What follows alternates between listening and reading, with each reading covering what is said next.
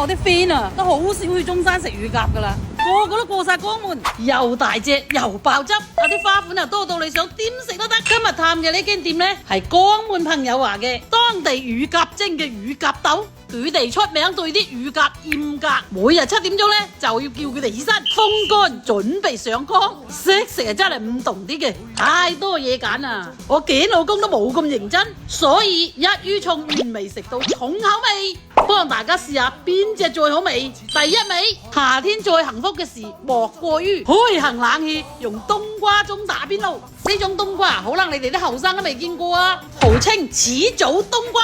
市面上一般見嘅都係有啲青鼻冬，呢種咁嘅冬瓜咧真係濃味好多嘅，加埋啱好江南市巴西嘅中鴿，現場煮半個鐘出味，就係要呢啖原始嘅鮮味同埋冬瓜盅嘅甜味，變成飛上鴿。你話咁樣點會唔好食啊？原汁原味，哇好嫩嘅，就可以切埋啲冬瓜食啊！好清甜啊！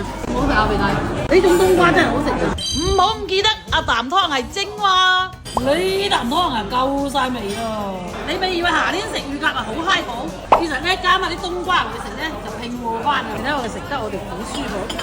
之後就激動人心嘅乳鴿佳麗評選，第一位有異域風情嘅琵琶乳鴿，佢呢個難度指數5.6嘅動作就係為咗入味入到極致，連啲骨都有味，最緊要係入邊啲肉仲係嫩噶。第二位有古天樂血統嘅滷水鴿，今期流行嘅就係要呢種重口味。回答我可不可以？究竟用邊種滷水可以咁樣辣着我個嘴？第三位簡直就係今屆嘅黑馬鹽焗乳鴿，古古惑惑喺背後加啲藥材落去焗，呢種暗箱操作呢係犯規俾紅牌嘅，但係佢又鹹得有道理。阿肥仔啊，非常之歡喜。第四位啊，本地選手紅燒乳鴿，食到我哋啲評判都搖實頭。點解江門嘅紅燒乳鴿會有奶味，又會有啲水果味？呢個係要粉絲朋友解答下啦。最後一位好遺憾咁講，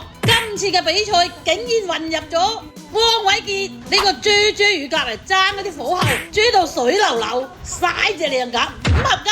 所以本年度嘅假榜就係琵琶魚。呢個真係好好食，即係食嗰啲紅燒乳鴿唔一樣㗎，兩種體驗好正啊！總嘅嚟講呢，人均70食乳鴿非常之夠喉。你咪以為一隻乳鴿係細細隻，但食起身都好飽肚。哇！真係食乳鴿都食到嗰個乳鴿子啊！黐線！最緊要真係唔使爭崩鬥，排幾個鐘啊嘛！如果你哋識揾呢，唔係淨係中山先有靚鴿食嘅。今日呢一餐真係有驚喜，一到夏天你就見到有一堆人拖住一家大細嚟度食鴿㗎啦。因為乜嘢年齡段都啱食乳鴿嘅，甚至經常都會煲啲綠豆煲乳鴿俾肥仔飲，一飲到肥仔食咗咁多隻啦，隻隻都唔同味，隻隻都有驚喜。下世做鴿都抵。下世先做鴿做雞。嚇？